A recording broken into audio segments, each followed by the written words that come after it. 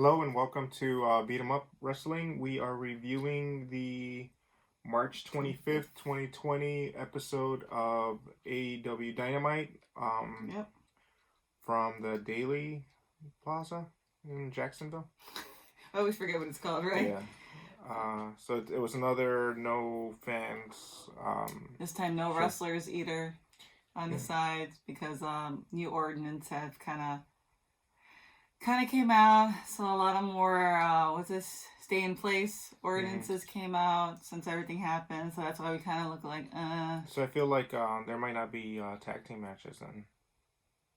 Yeah, we'll have to see. Yeah, we'll have to see because there was no tag team matches today. No, there was all singles, but yeah, they still put on a decent show. Yeah, I think it was a nice change from what we usually get from Dynamite. We didn't get a women's match, but we got some nice vignettes. So we'll start off with the Cody versus Jimmy Havoc.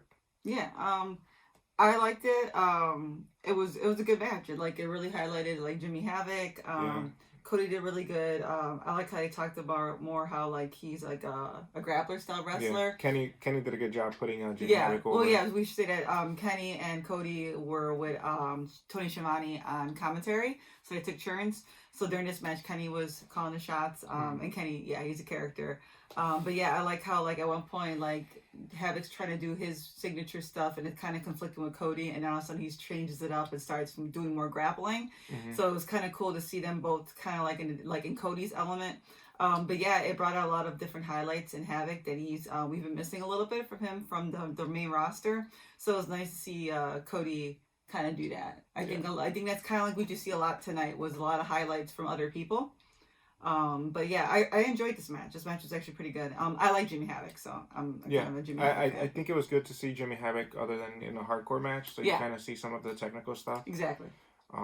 So it was a good start. I liked how Cody was doing some of the selling to show that Jimmy Havoc was going after his elbow. Yeah. So it was good. It was a nice start to it. I don't know if you noticed when you had picked up, we were watching Dark, how it's all dance. So when they do these moves, sometimes there's slip ups. There's not time choreography. Sometimes a hit doesn't really land as powerful. So Taz does a really fantastic job of he only got half of that kick, but that's why he came back around. Instead of overselling it, or just selling it, period, when you knew half the cameras caught the angle and nobody was in contact. So what you saw a lot today was Tony was doing a lot, but Kenny and Cody were doing it too. So that was pretty cool because I don't know if it's something that they picked up or Taz was telling them to do, but Taz really was strongly doing it, and it made sense because not every move's gonna land. Yeah, it separates them from WWE, where WWE would try to sell stuff even though it doesn't come off right. And look, things, even if it was a real match, things are not always gonna go perfect. Yeah, WWE is more into the suspension of disbelief. Yeah. Everybody's a superhero type thing. Everybody's move is going to be completely impacting, and AEW goes back to pro wrestling. Yeah, I think it's the announcing team of WWE that what they do is they most of the time they're not really paying attention to the match. So when they do try to sell a move, they overdo it. It's over the top. Yeah, too much. And it gives it, especially when it's a botch, it gives it a sense of come on, guys. Oh, you're a devastating through the ropes and it didn't even touch them. Yeah. Or the guy that went through the ropes got most of the bump and wasn't even the wrestler they were going at. Or they free Bella it. And and it's it's okay to botch. It's botches happen. Yeah, even in MMA matches, you're gonna mess up. You're gonna miss a punch or two, or you're gonna just completely hit air. It's just the way. It's just the way. Physics work. So I like how AEW is kind of on that path. Because I always goes back to CD where people are just giving them a lot of crap, and I like how they're continuously from that point kind of building on people's mistakes. Because also the the Dark Order guy when he was getting. Oh yeah, the fake punches, and they just kind of played on MBT. But yeah, that was one thing that I noticed Cody was doing a lot too. Specifically, we'll get into it in Kenny's match. Mm-hmm. There was like 2 spots where they had mentioned like something didn't land, so they didn't get most of the power and the kick and the hit. But when we get into it, like Sammy and Kenny did good. Yeah. At realizing, okay, that doesn't look good. Let's. Yeah, they changed it. We'll get into that though, yeah. but because that match was long and is well worth it. But yeah, so Cody picks up the win on this. But it didn't hurt Jimmy Havoc because he had a perfect record going in. But yeah, Jimmy Havoc looked great in the match. Cody did a great job. Yeah, it was a good match. And the guys in the back were like betting still with Spears, and Jericho at one point was in there. I keep forgetting the girl's name that was back there too. She was in there. She was betting. It looked like Billy Gunn and right? Yeah, the Gun Club was there. The Gun Club was there, so it was kind of funny to see them back there. They still wanted, and then they would go through them, and they would be chanting stuff. And Darby and Oscar were back there. Who? Oscar. Oh yeah, dog. Oscar. Yeah, Oscar. Yeah, he did have his dog today. It was kind of cute. But yeah, so the next, and then like of course, Darby Allin comes out next. And did we miss a vignette or anything? Oh no, yeah. We see a Jake the Roberts vignette after Cody's win. And Roberts is just really good at talking crap. He was talking crap about everything. Yeah, that vignette is bring out your wife, girl. He didn't even know Brandy's name. Yeah, that vignette is worth watching. Yeah, all the vignettes. We'll get into that. I like how they shoot their vignettes. Like you could tell. I forget the guy's name that they got. He used to be with WCW, and he did a couple of stuff with WWE before he got fired. But he has like a very good director's eye when it comes to making vignettes. Really good movie shots where it really kind of takes you into almost if it's like an episode of a TV series. I feel bad for not remembering his name right now, but shout outs to him. Yeah. One of the few crew members that is still trucking along. But Roberts calls like Cody Caesar again. He keeps on saying this whole thing, which makes you feel like it's somebody going to betray him again. Like, just has this feeling that Cody's not out of the, the clear when it came to the MGF and betrayal. Then Cody looked like he tapped into some heel Cody stuff too when he was fighting Jimmy. So yeah, he had the face. He kind of had the. There was some parts where he was getting frustrated at Jimmy Havoc and some of his heelish where he had the American Nightmare stuff came out. So. It's going to be interesting where the Elite are heading. Yeah, I'm looking forward to Lance. Yeah, getting in the ring. So he might be debuting next week. Yeah, that's what Cody did let us know. So then the next match was Darby Allin versus Kip Sabian with Penelope Ford. This was a good match. Darby had a vignette before this match, which was good. Yeah, so good. Again, he has the creepiest artistic. He had the faces of the Inner Circle. Yeah, and he was talking about how he's gonna come after the Inner Circle, and Kip Sabian is just a sacrifice that needs to be done in order for him to get it. So the Inner Circle made a bunch of enemies. We're going to get into that too. Yeah, the Inner Circle. This whole episode is pretty much the Inner Circle is making a lot of enemies. It's going to be interesting. Who did Cody say that Darby reminded him of? Was Sting, a young Sting. Yeah, yeah. And because it's just his appearance, the darkness he has, this mystique, and the face paint, the vignettes. He has a full, complete package, and that's the thing. It's like he's so young and he's so talented. As long as he doesn't keep on taking so many bumps. Yeah, he takes some nasty bumps to his body. But he just has a lot to offer, and I just want to see him grow. Yeah. And he mentioned about this. He was going against Kip Sabian. I forgot. We forgot to mention that. But Cody had mentioned that the fact it looks like they're kind of bulking up a little bit. Like both of them, he was giving a little bit of credit to their physiques, which is nice because if you do look at Darby and Kip, they both have put on a little bit more weight. Darby still needs a lot more to go. But then again, the more weight he picks up, the less speed he's gonna have. I mean, use Bruce Lee as an example. He just needs to get cut. Yeah. Bruce Lee is an example. He was very cut. His muscles weren't like over top, but everybody knew he was powerful. Yeah. So using speed as a strength could be good for him. Good match. Yep. They're two very agile competitors. Penelope being sneaky in it. Yeah, of course. Yeah. She helped on the outside. She definitely brought up the dynamic of not having people on the outside of the ring. So having Penelope out there and slightly doing her interference was good. But yeah, they were just very good match, the level of competitors. So it was good. Darby Allin had a new finisher, so I guess he's gonna. The coffin drop is such a dangerous move. I think. Can you scroll down and see the names? I think it was like the Last Supper. Yeah, it was. I think it was called the Last Supper. Yeah, so he uses a different finishing. Because Cody calls it off, and he was like Last Supper, and then yeah. Tony kind of like it felt like, oh, like kind of like it was a new thing that maybe Cody knew and announced. But so it's cool because that coffin drop is very deadly. Not deadly that it kill it you, is called the Last Supper. Sorry. But it's just dangerous. We were watching Dark Side of the Ring, and just knowing the headbutts that Benoit took gave him CTE. So it's like Darby needs to take care of himself and not leave himself so vulnerable when he does those coffin drops. So it's cool that he has a new finisher. Yeah, and we'll get into a little bit of that about that documentary just real quickly at the end. But Darby picks up we could do a commercial about it. I mean, an episode about it instead. We'll give our thoughts about it. Everybody's talking about it. It was heartbreaking. Very well worth your time to watch, especially if you were brought up around that time period. To see. So we'll do that tomorrow, actually. Just to see a lot of people there. That was a very good point. That coffin drop is something that he can't be doing all the time, and it's hard to sell something like that. So, so Darby Allin picks up the win, which is good for him. We get into Jake Hager goes against Chico Adams. Yep.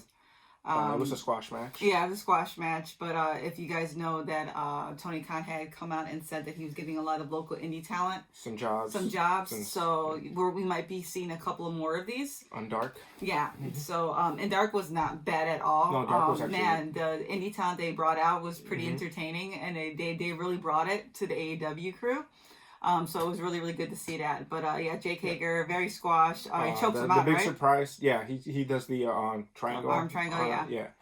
So then the big surprise nobody expected was Moxley comes out, does a paradigm shift to Jake Hager. Jake kind of like just shakes it off, gets up, and they stare down. So it looks like this is going to be the next rivalry for Moxley. Yeah. So they're going to probably be building Jake Hager up with some couple of squashes so he could get some wins under his win column. Probably going to have a number one contender match and then move him into a Jon Moxley feud. Yeah, because Mox comes on and says, you got to check your blind spot, and just going at him saying that, you don't know where they're going to come from. He'll be carted out in a stretcher, things like that. So he's definitely in there. I didn't expect to see Mox. I thought he was too busy super kicking people for toilet paper. Yeah, if you guys haven't seen that. He totally super kicks Renee. For toilet paper, you gotta find that video. But it was. I didn't expect them. I was kind of like, damn, who's gonna take out Jake Hager? Who's gonna go against them? And then Mox comes out, so that completely answered my questions today. So then after that, we cut into a promo with Brody Lee. It started off okay. Like he's at a table, and he's basically just eating a steak with the guy. I always forget the other two guys' names. I'm so bad at that. It's so horrible. But he kind of it's Sober and God damn, I feel bad. Yeah, we're gonna write your names down. I'm sorry, guys. Sorry. But he kind of acted like Alpha Dog. Alpha Dog eats first. Alpha Dog tells you to do this. But it came off a little weird. I think the weirdness is because for the people that don't know, Vince McMahon likes steak. That's his favorite food. That's his all-time thing. Yeah. So they make a dig at Daddy Eats First. Pretty much.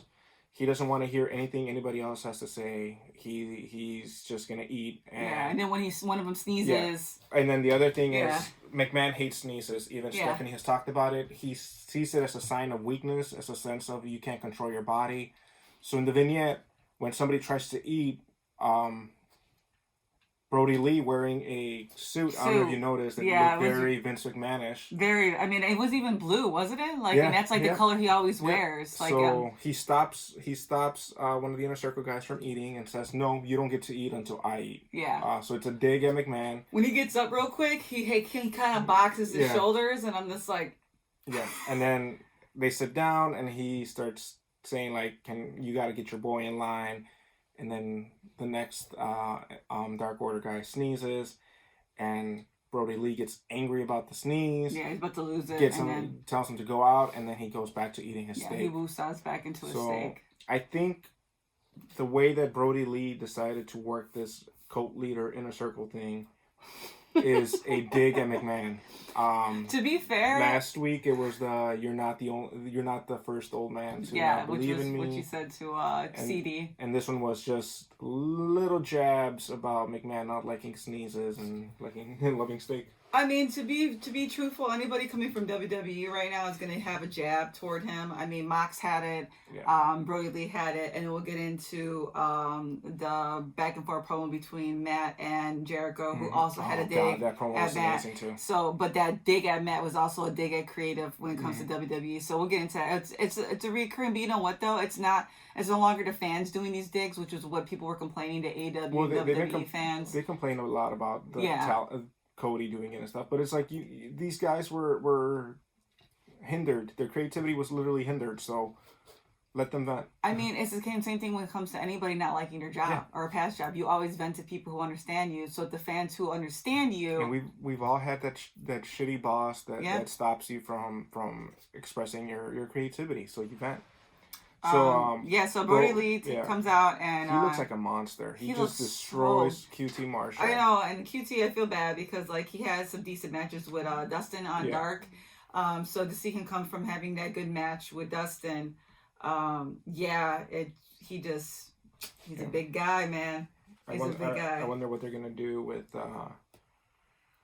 with Brody Lee next. Is he gonna go against Dustin? Because that'll be a big guy versus big guy. Or... Probably. I would see that. I could see them. I could see that being a really good leveled match because even though Dustin is older, he's fast as hell. Because I know he has the Dark Order and SCU have that thing going, but they didn't move it too much today. So. Yeah, I didn't see because I could have sworn when he challenged, he was like, "I challenge anybody, even you, Grayson, then Evil Uno," but they never really went into that next part where it was supposed to be another match with Evil Uno. I could be wrong on that, but I swear I thought CD was going to be crazy and try to challenge everybody. He did go against Stu Grayson, and that was it. Yeah. And then because when he was going to wrestle Evil Uno, that's when Brody does the So and then that was it. So we see a replay of Nick. Getting attacked by the Inner Circle, then a clip of Vanguard, and then... It says that Nick is 61% ready, So we see that, and then we finally get the Triple A Mega Championship of Kenny Omega and Sammy Guevara. Holy hell. Yeah. At first, you see, Sammy looking so small next to Kenny, and then all of a sudden, and it was just like you said, we were talking briefly before this, you could see where whatever they weren't lacking, they changed their ring chemistry, and it just started. Man, Sammy looks so good out there. They were able to switch things around within the ring and change the pace, and it was like they were getting to know each other, and then as the match went on, it just got better and better. And it was a good representation of the AAA Mega Championship. Yeah. As you guys know, AAA has been canceled in Mexico, so there's not a lot of shows because of the coronavirus. Yeah. It was supposed to go against Laredo Kid. Yeah. Kenny versus Laredo Kid. That was postponed. It was going to be in April. No, it was going to be this week. March. Yeah, this week. So it was nice to actually see this happen, at least have some representation. Don't forget that, he is Kenny Two Belts, too. Yeah. So I hope they show that belt more, because AAA... when AEW was first starting out, AAA was one of the companies that came out and was willing to, do a partnership with them, and so it's nice because New Japan and CMLL kind of turned their backs on the Elite, and it was nice that AAA came forward and put a belt on Kenny. Yeah. I mean, but the matches over there, the fans just love Kenny, so it made sense to put that on Kenny. But yeah, the match was great. The first commercial break after they were going back and forth, Sammy rolls out, and then there's a part where Kenny's about to hit him, but he goes over the barricade, and there's chairs there with caricatures. Whoever did those caricatures, though, that was some good drawings. But the caricatures of one was Brandy. He starts making out, tonguing the picture of Brandy. Yeah. And when they cut to Brandy's face, I think it was probably one of the funniest highlights of the night. Her face was so disgusting. That's going to make a good GIF. Yeah. GIF. It's just coronavirus, man. It was French kissing the hell out of that thing. And he just kept on going back and forth. He had Chris Pine, James T. Kirk version of of Chris Pine. Yeah. As the captain, which it was a dig at Kenny. I mean at Cody. Yeah. I'm mixing up names now. Because Cody's a huge Star Trek fan. Yeah. And then he had Jericho in the middle, so it was this cheering section since wrestlers couldn't be out there. But the match was good. For the slip ups that you said, the two of them, it was one where that I remember was where Sammy misses the hand and there was a kick. But then he returns it and then drops an elbow. Yeah, he drops an elbow, and there was a kick. I think there was like that quick little back heel kick when you fall. And then I think it was this Kenny to Sammy? But they played it off that his hand was hurt or something. Yeah. It was something like with Kenny's hand, but they played it off. And it just looked like Sammy's timing was off on that. But they, like I said, like you had just mentioned, Cody. Even the wrestlers weren't trying to sell stuff that didn't connect. They were like, nope, it didn't connect. Let's make this look good. And they did a good job. I think Sammy is still green. I mean, he's only 26. I don't know. I didn't even see. It's not too much green. It's just that he's very eager. And he comes up. No, he has a lot of he has a lot of talent. But I'm saying like, in the beginning, like it started off a little bit slow, and you could see where Kenny's experience separates them, and then Sammy's lack of experience was kind of like what started off slow, but then they both pick up, and the fact that Sammy could rise up to the level of Kenny Omega and give him a good match, was good for him. Oh, the other thing they messed up with kind of that Liger bomb kind of thing. Oh yeah, but he countered with the Hurricanrana, and then he dodges the shooting star press, and then he fought Omega, just gives him the V trigger. Which, man, every kick he gave Sammy, I'm like, would you just stay down? Sammy's gonna get some brain damage. He's been taking some big hits. I think what I said, he's on 7 lives. I said he was a cat, so like it was the Moxley, Matt. That V trigger looked so nasty when he hit it too. Like. Sammy sold it so well too. Like I love the way Sammy sells some of these things. Yeah. Tomorrow he'll say that he's okay. Yeah, Kenny and Sammy did a really good match. I was impressed by it. It was great. Very good. And then Kenny wins with the 1-winged angel. Of course, I mean, but the 1-winged English you give Sammy though, like he was so flopped over. Yeah, it wasn't he didn't even sit up. No, he was like kind of bent over, ready to just hit the 1 wing. It was so sold that he was done. It was after that massive V trigger. And, so it was awesome. And then we go to commercial break, and then Jericho comes out to Judas. He gets a camera, and the camera guy starts singing the Juice song horribly. It was awesome, though. It was so good. It just and Kenny's back on commentary with Cody at this point with Tony, and they're just like, they're so disgruntled. Like, I'm gonna do my job, but I want you to know. And so Jericho invites Matt to join the Inner Circle. Sorry. Telling him that he's kind of like he doesn't like. For first, Vanguard comes out and he tells him he doesn't like him, doesn't like who he is, what he stands for, or his political views. He calls Vanguard a piece of shit. Like it's Jericho once again. Jericho also invites Vanguard to join. And when Vanguard starts laying away, Jericho gets really mad and starts freaking out and calling him all this crap. And then we cut to the broken Matt Hardy on top of the arena again. And then the video glitches, and he's Damascus. Yeah. The 3,000-year-old Damascus. Yeah. He's not broken or woken or whatever. No. He said he was the. Is he? He's still. But he's empowered by Damascus. He's on the vessel of the broken Matt Hardy. Okay, but the one in control is Damascus. 3,000-year-old. This is the result of staying to home in isolation. This is Matt Hardy's creativity. Yeah. That WWE was too scared to use. They had this. Yeah. Maker of pain. Yeah. I love all that. Yeah. The wall was it the whole of the ass was the whole of the ass. The buy that's best back in the day when he was doing all that Best Buy. Like I loved everything that came out of Matt Hardy. It was both of them have a really good promo where they go back to their past. Yeah, and so he just says basically Jericho calls him out for being buried.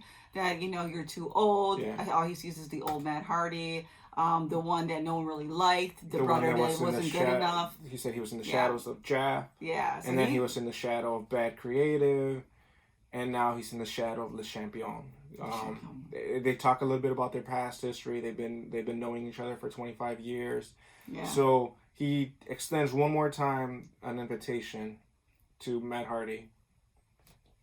And Damascus comes out and says, you might know Matt Hardy's name, but I'm in control. And he's like, just like I see through you, you might change your ways, which this was brilliant, the way that they're referring how they both evolved and changed. Yeah. He's like, but deep inside, you're still just like the whole of the ass. Yeah. And so it was a really nice. It was good. Like all the back and forth. Like the best part I had Jericho said, he's like, when Hardy says like, I knew you'd come. He's like, yeah, we booked this since last week. And I'm like, I hate you. Can you not be so ignorant? Yeah. But it was cool because he sold it kind of like he was kind of like hoping that he wasn't going to show up. Yeah, like he was still like scared. Yeah. And then so like basically he was like, do I see Matt Hardy in there? So he smacks Matt Hardy. Yeah. And then Matt Hardy smacks the shit out of Jericho, Yeah. And then he was all like, you yeah. have power because you laid out Le Champion in one hit, and like. But basically, can you get out of this ass whooping? And then that's when Sammy attacks him. I also he talks about how he reinvented himself, how he brought back Jake Hager, how he created Santana Ortiz, and how he like discovered Sammy, and how he brought Moxley in. And create everything. Yeah, and he also knows magic. So then he says, "Bibbidi bobbidi boo." Sammy Guevara comes in and starts beating the crap out of Matt. And then that's when Kenny and Cody run in. They hit.